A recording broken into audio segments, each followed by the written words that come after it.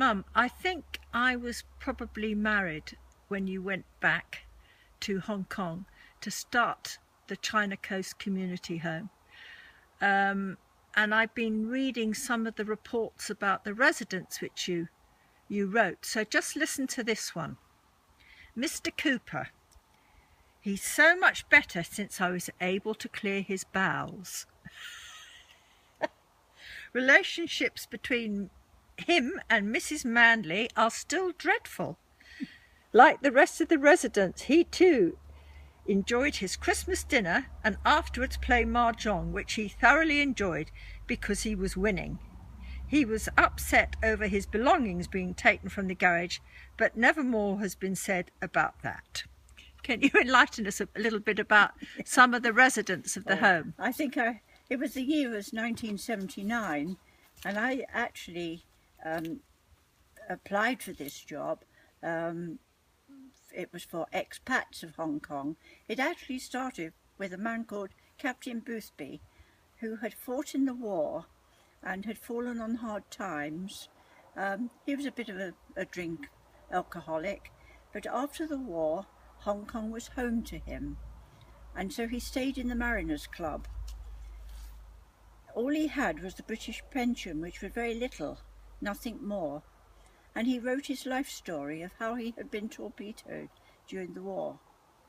And at the bottom of his footnote of his letter was a letter from the Dean of the Cathedral to say there were many men and women in Hong Kong with British passports that have been out there all their lives, and in their old age there's nowhere for them to go.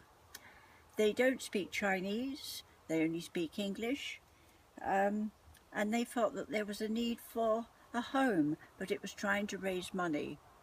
Well, I know you did a really good job, and you used to take the residents on outings once you'd managed to acquire a bus to Lion Rock, Clearwater Bay and places like that, and you dance with them. Yes. And I think Lady Cater was quite involved with the home, wasn't she? Lady Cater and also Lord and Lady Kadori, who were the founder members of it. But as I say, I had no training. I went to a council home here first to see how they ran. I went to a private nursing home to see how they ran. And so out of that, I've sort of got my own knowledge. But yes, I think I was given the worst 7 residents that they could have been. But what I used to do, I used to go and meet them in their homes where they lived and suggest what they should bring in when they came. They used to arrive and their suitcases would be full of cockroaches.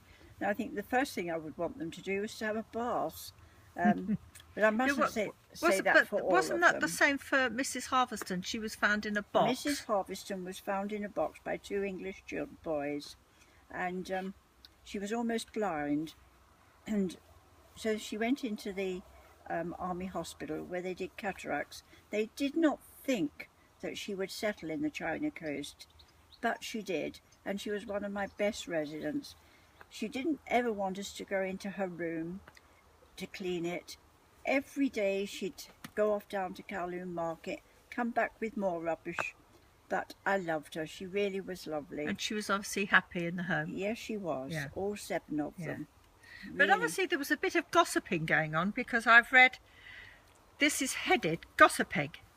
This is becoming a rather serious problem in the home, and it's causing us much concern. I understand that Mrs. Adlington is the main instigator. In fact, I know that she is.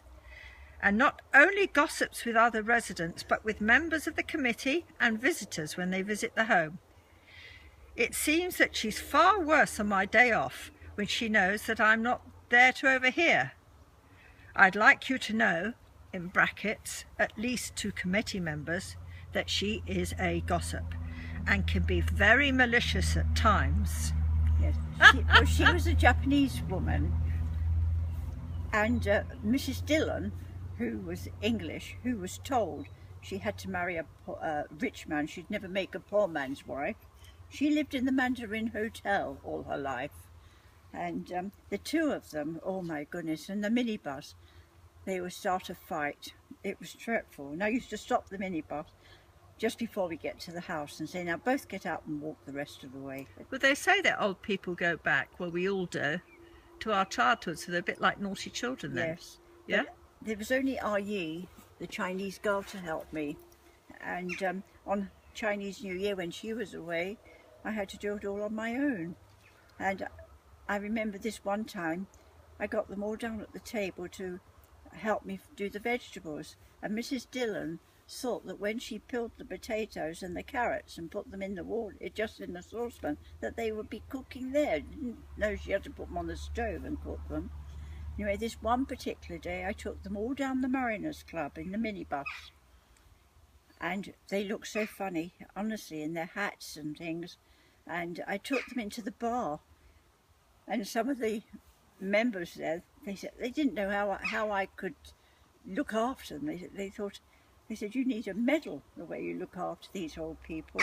Well, I loved every minute of it. Yeah, you did a great job, Mum.